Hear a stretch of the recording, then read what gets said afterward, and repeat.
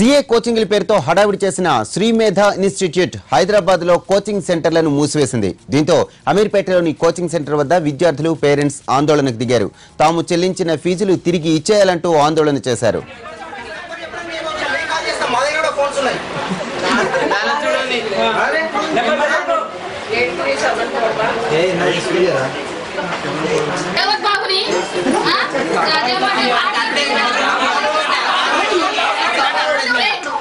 ఏమంటే జగన్ బాబు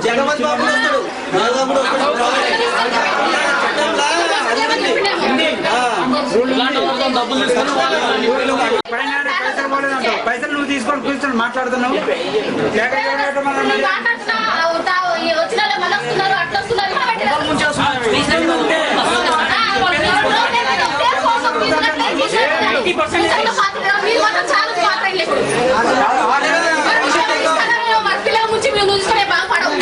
పిల్లల భవిష్యత్తు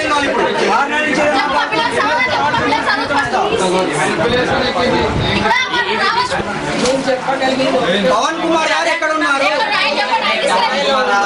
చెన్నైకి ఫోన్ కలవట్లేదా?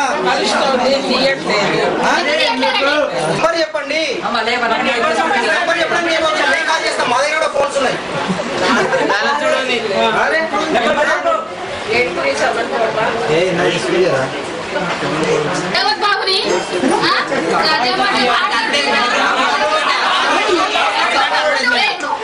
ఏమంటే జగన్ బాబు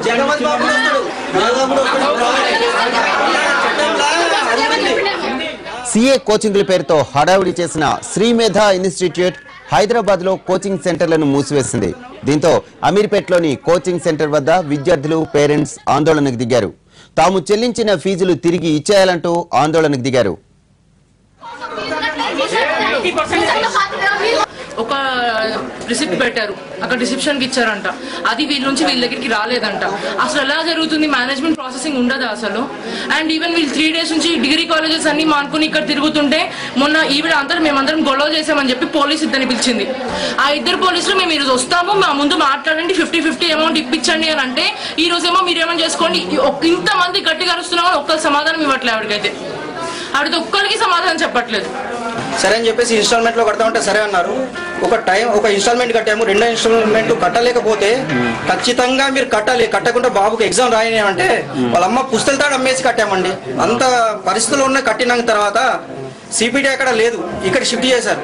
దగ్గరలో ఉంటుంది అనుకుని అక్కడ జాయిన్ చేస్తే ఇక్కడికి రోజు రావడం అప్ అండ్ డౌన్ దగ్గర 2 hours అయిపోతుంది జర్నీలోనే. ప్లస్ ఇక్కడ సరిగా ఫ్యాకల్టీ కూడా లేదు.